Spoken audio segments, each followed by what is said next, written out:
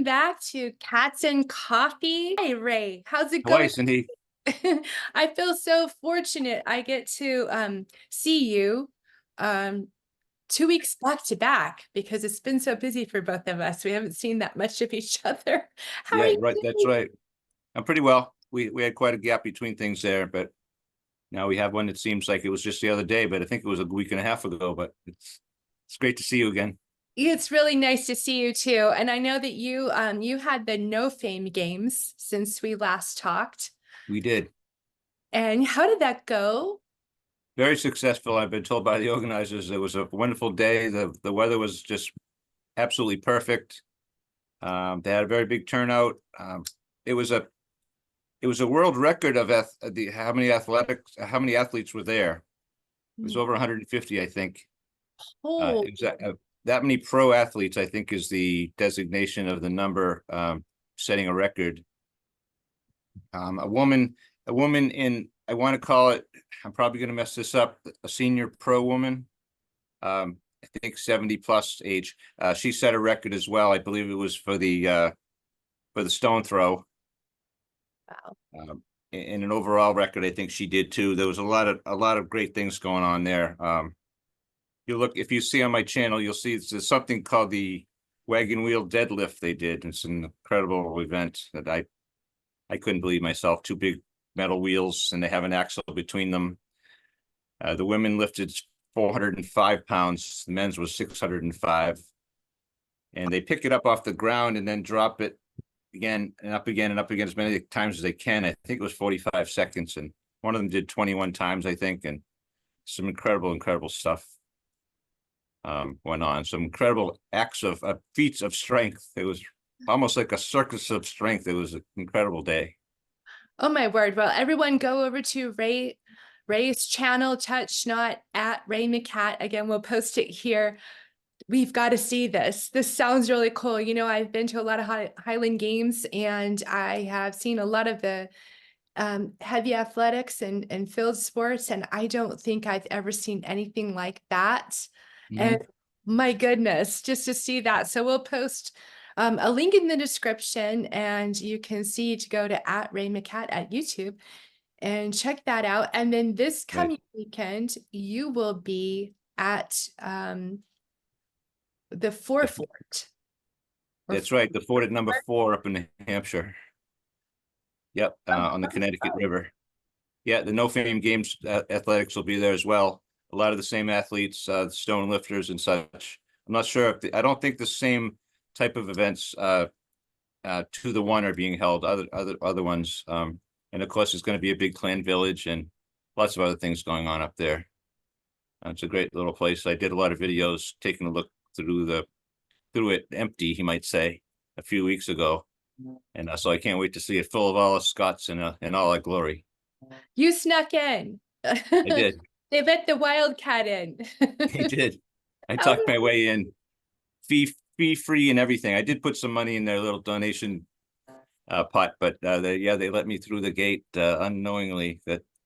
Unbeknownst to them, the wildcat made it in. That's all kinds of fun. I cannot wait to see what you do this weekend. And so we will stay tuned to the Touch Not channel as well to see what goes on there, and how very fun that to have a Highland Games at an actual fort. So everybody, let's check that out.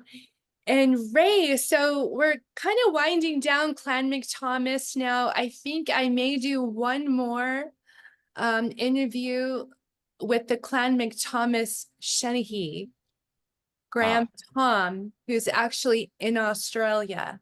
And Oh, so, good. yeah, just trying to get with him to have him on and talk a little bit about himself and his role and DNA, for which he has some knowledge about. But other than that, we are winding down our monthly spotlight this month on Clan McThomas. I've got my little pop-up back here, and we hope Yes. you enjoyed it. Well, we have a little bit more to do today, which will be great fun. And then next month of July, is spotlight on Clan McGillivray. And we look forward to hearing about and learning Right. more about Clan McGillivray Yeah. and their wonderful history. And of course, we have one of their most famous all-time clan chiefs, the McGilvery, who is marked on the Culloden battlefield at the Well of the Dead. And so stay tuned to both of our channels to learn more about this Highland hero and more about Clan McGilvery. Indeed. No, now I have to say this. The MacThomas bard is a Shenandoah, I believe. That's what I was told. Shinnicky or Shinnicky. It may be. I'm gonna have to get a little more educated on that. Okay. I thought I'd throw that little curveball in there because I was told by a higher up in McThomas that they call it the Shenandoah, which is their wont to do. And Yeah, others may call it a Shenandoah or a Shenna, whatever they want to call it. But that's what I've been told. So I thought I would throw that little wrench in the works for you there. You're welcome. hey, and I will I'll pronounce it however they would prefer me to pronounce it. So There you go. that'll That's work. best. Right. When in Quechee. But in Quechee. Yes. So, and I will be there. I will be there in August, and I'm going to go to the Coxstain and do a little filming and over the McThomas Bridge.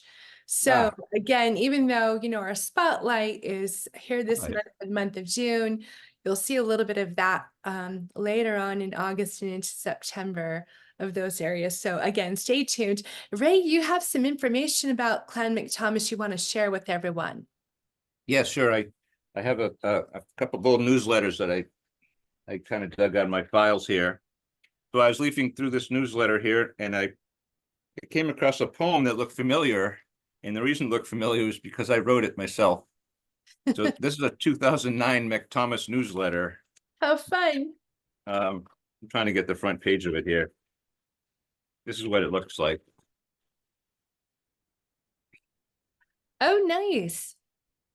And I should know the name of the newsletter. Don't kill me, anybody. I don't see the title right here, but it has an excellent one, though. I'm sure it does. At any rate, It was there's 15 years ago, so. Yes, a little backstory about the poem. I for a lot of years I ran a brunch here in New England. We called the Clan Macintosh brunch, and after a while it expanded a little bit to include a few of our other Hatton clans, MacThomas included, and the editor of the MacThomas newsletter was one of them. And just before one of the final years I ran this, the day before the Sunday of the brunch, my mother actually passed away, and I had to forego attending it, even though I had organized all of it and gotten checks and arranged the whole meal and everything. I had to ask people that Saturday night to run it for me, and they did. And so that was the inspiration for me writing this poem here. So if you think about what people did for me during that time, this is what this poem is based upon, but it has its setting in the Highlands, you might say. Wonderful. The Clansman. The clansman jumps in, never thinking of the weather. When trouble finds his kin, he'll ride with whip of leather. The clansman never acts a stranger, though it may require toil. If he sees his friends in danger, he'll prove that he is loyal. From the mission he has chosen, the clansman cannot be coerced. Though hills and glens are frozen, his kith and kin come first. When his fellows' ladders bear, he'll be swift as he is able. Soon they will have fare to lay upon their table. If sorrow to his friends arrives, the clansman to their side will hurry. He'll bring some comfort to their lives and work to ease their worry. When his neighbor's crop is bowed with grain and storm clouds soon will loom, by their side he will remain till wheat has filled their storage room. The clansman from his forebears learned, the chain links breaking never. These feelings have forever burned. These ties no man can sever. That's beautiful. Ray, Thank you you. were very talented, and I Thank you. will have that written out in the description for all of those who would like to enjoy that further, but that's how wonderful, and what a Thank wonderful you. poem you wrote there. That needs publishing, more publishing. So Oh, thanks. thanks. Thank you, Cindy. And just want to share a little bit more about Clan McThomas. And this is taken from their website, clanmcthomas.org, under their heraldry page. So they've got a lot of great information on their website. And so I wanted to show you the coat of arms. So that should be popping up on your screen right about now. And of course, a coat of arms is entirely personal to the current chief. This is the current chief, Finnegan's coat of arms. Each person has their own coat of arms. And when there is a new coat of arms made, quite often as it is for an heir or this chief's son one day, something usually is added for each Right. additional person. So Mhm. each coat of arms is specific to a person. And so this is the 19th chief coat of arms. Um, the shield is supported by the cockerel and a black cock, and surmounted rather, by a crest containing a Scottish wildcat and a serpent. The significance of all these elements is described in detail in the book, The History of the Clan McThomas. And again, that history book can be purchased on their website if you want to find out more information about that. The table of contents from that book printed here in the newsletter. Oh, wonderful. That's great. And again, it's a very rich history, as we find out with every clan that we spotlight and learn more and more about the individual clans. There are incredible stories. There are heroes. There are stories of valor. There are funny stories and Right. funny things that happen that are completely unexpected. So it's always really just wonderful. If you are all interested in history, let's just say you don't have any ties to Clan McThomas other than maybe through the ClanChattanAssociation, or you're just have an interest in Scottish history.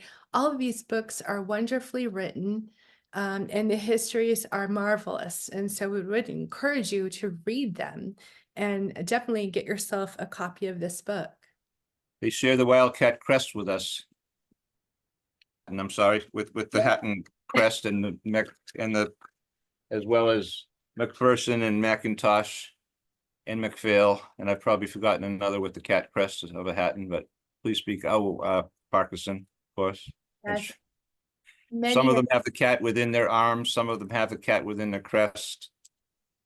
And the Etc. McBains as well.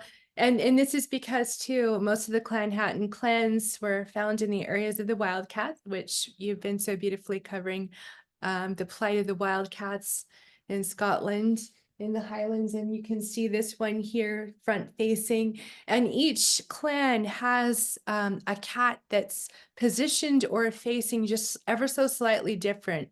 From the other. And don't forget, the McThomases came directly from the Macintosh chief.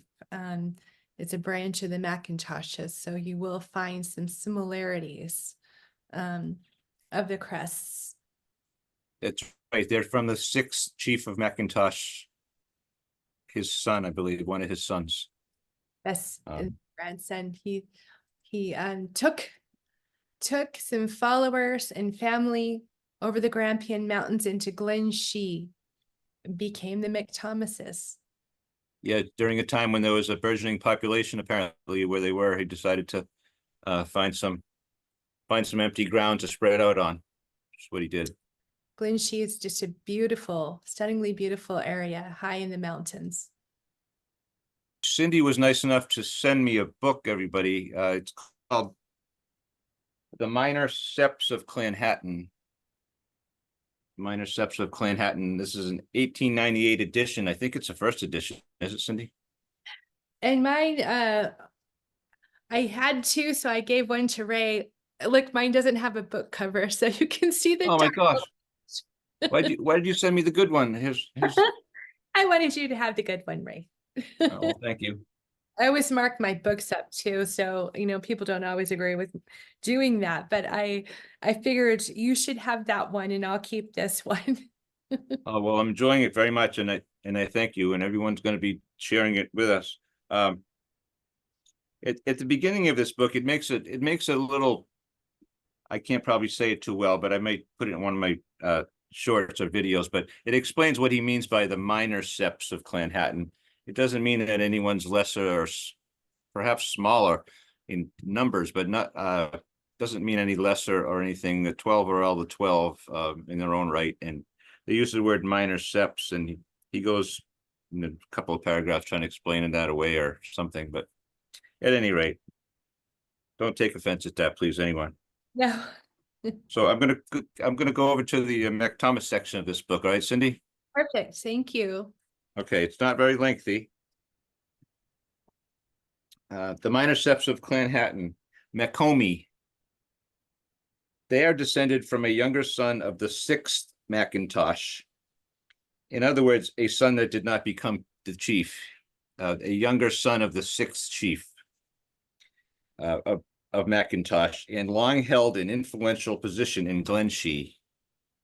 To the Farquharson Bond of 1594, granted to Macintosh as their chief, Robert McComie in the Burn of Quechee and Duncan Macintosh of Dalmunsey are parties. In other words, he's mentioned in the document when the Farquharsons joined, when the Farquharsons pledged to the Macintosh, Robert McComie was mentioned in that document as probably as a witness. He came to this to where they signed this to witness it. In 1594, the above Robert McComie is mentioned. Also, the name of Barbara Rattray, his wife, and Elizabeth McComie, his only daughter. In 1595, Elizabeth, with Duncan Macintosh in Dalmunsey, Lachlan Farquharson in Bronderig, and others, her tutors, pay up in a formal manner a debt of 100 merk Scots. So he's reviewing some court records here for us, folks, and placing people in places and dates for us. Due by the late Robert McComie. So his family's paying off his debts when he passed away, probably is what this particular court record is.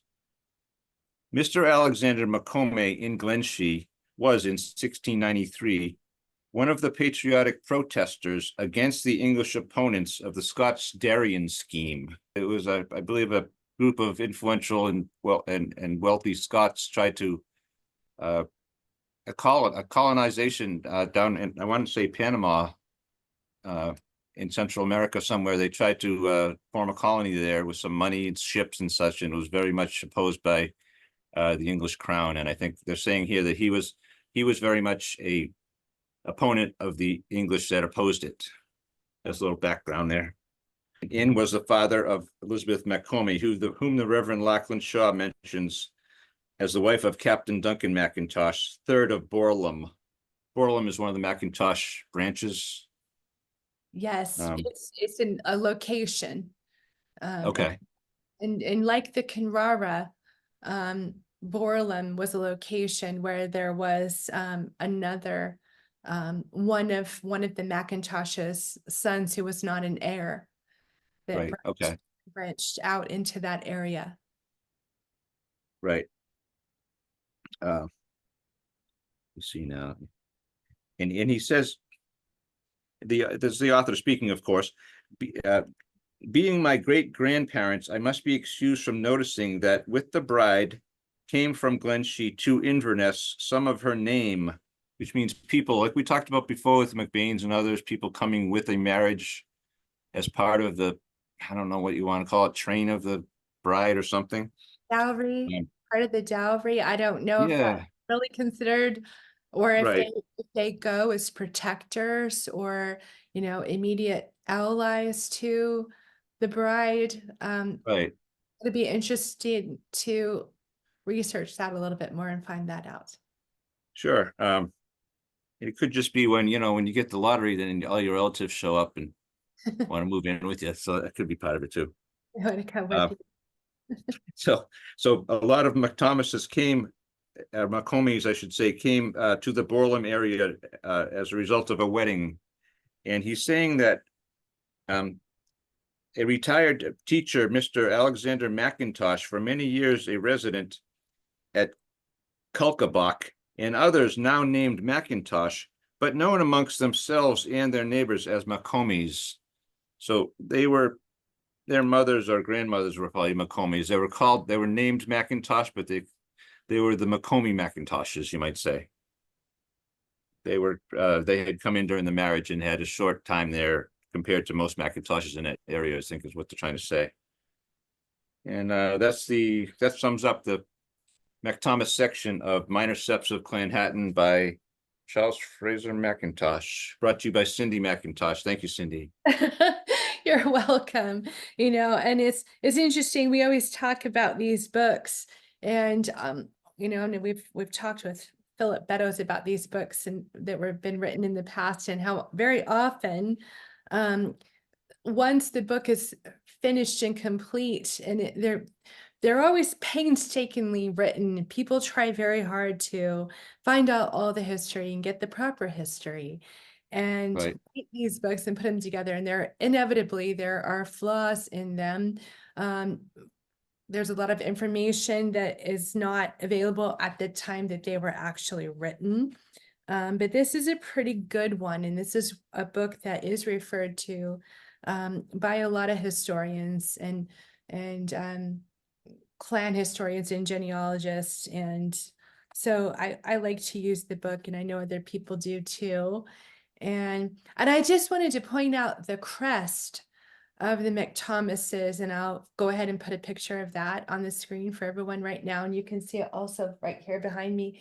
The interesting thing I think about the crest, and I can't believe we've gotten through the whole month of June and I haven't asked this question of anyone yet who knows. I will, and I'll get the answers for us, everyone. But this cat is holding a snake. Yes, I saw that. So interesting. And it's got its tail wrapped all the way around the left hand of the cat. And yet he's gripping the top part of the snake with his right paw. The chief's motto, and I'm going to put it up here for everyone to see because I butcher words left and right, as everyone knows if they watch this channel. Deo Javante Invidium Separato. So obviously that's Latin, can be translated to I shall overcome envy with God's help. And he's got a snake. So that's interesting. So I want to get a little bit more information about this crest patch because it's fascinating. Yes. Super Abo. I like that. You should use that. How are you doing? Super Abo. Thank you. Bravo. I'm doing Super Abo. How are you? And then we have Sure. flags, the standard. They have actually a very beautiful standard. There's the chief's standard. It's illustrated. I'll put a picture across the page of it right here. It's very beautiful and very colorful. It's the 19th Chief Standard. It's illustrated here. It features a red and gold MacThomas livery colors and includes many of the images associated with the clan: a wildcat, a green serpent, and a snowberry plant. The standard is 4 yards long. It's generally flown at the appointed gathering point for the clan, in which case of Clan McThomas's, the cock stain. And you will have seen that in some of our previous videos that we've done, and I'll put some pictures up again here. So they have a gathering, the McThomases have a gathering at the cock stain in Quechee every 3 years. And so this will next be happening in 2026. So we hope everyone stay tuned, and we hope you can join us in Scotland. I'm going to go for the first time and witness everyone parades in to the cock stain being led by a Clan McThomas pipe band, and the chief speaks to everyone. So looking forward to that celebration. Yes, they seem a wonderful clan. All the clans are wonderful, of course, but I've very much enjoyed McThomas month. I don't mean to downplay any others, but Uh, it's a very interesting clan. A small clan, I thought, but there's plenty to learn about Clan McThomas, folks. Plenty to learn about all these clans. Nothing minor about Clan McThomas here. Well, and just to think, we try to understand some of the history and know some very basic bits of history and information that we can give to people who come into the ClanChattanAssociation tent when we're convening around the United States.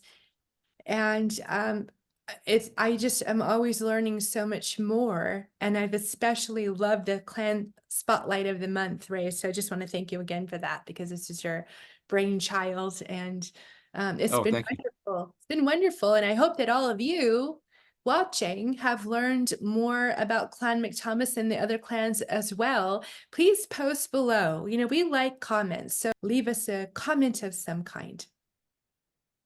Indeed, I've been as a lot of people might know that are listening and watching us. I've been cross-posting like a madman about all this stuff, and I've yet to come across anyone complaining about anything about learning about another Hatton clan. Because as the year started, I started to post things, for Macintosh was in January, and I put the Macintosh content on the, I don't know what, I'm just going to say them all. Davidson page, McPherson page, I put the McLean stuff on the McQueen groups and whatever I can find. Not everyone has a group I can get into or do it to, though. Everyone understand that, but most do. So yeah, the Davidsons learned all about the McLeans, and the McBains content was spread over into the McPherson page and all that kind of thing. So this is all getting together here, folks, and we're all learning about each other. I hope you're enjoying it as much as Cindy and myself are. Yes, it's been great fun. We hope you are enjoying it. And let us know what else you'd like to see. If there's anything else that we can bring to you that you would like to see or to hear about. So Sheriff George Hunter McThomas Tomes, 16th Chief of Clan McThomas. Yes. George Hunter McThomas Tomes, 1831 to 1903, a lawyer and sheriff of Caithness, Orkney, and Zetland from 1870 to 1899. He died wealthy but unmarried.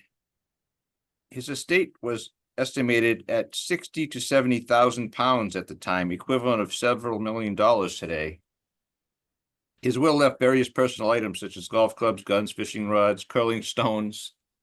Imagine walking off with hey, what, this stone? It's only 300 pounds. Take it home with you. Sorry. All right. His two nephews, Alfred and Henry, known in the family as Harry.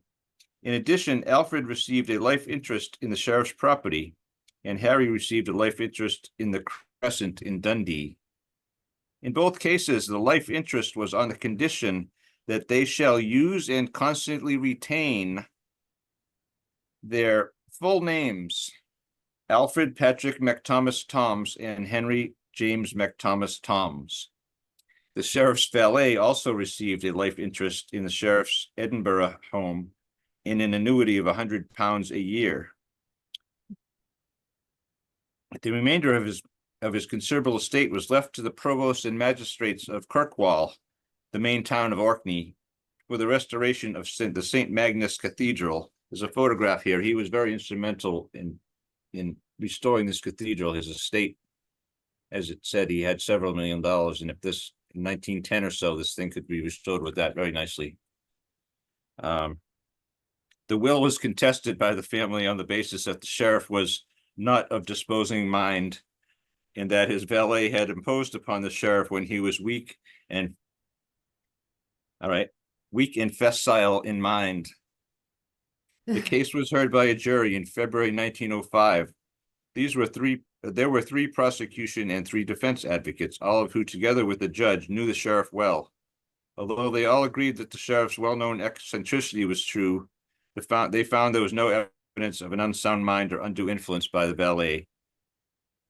As a result, there is today in Kirkwall a Tom's Street, as well as a magnificently restored St. Magnus Cathedral that is well worth a visit by all Clan McThomas members.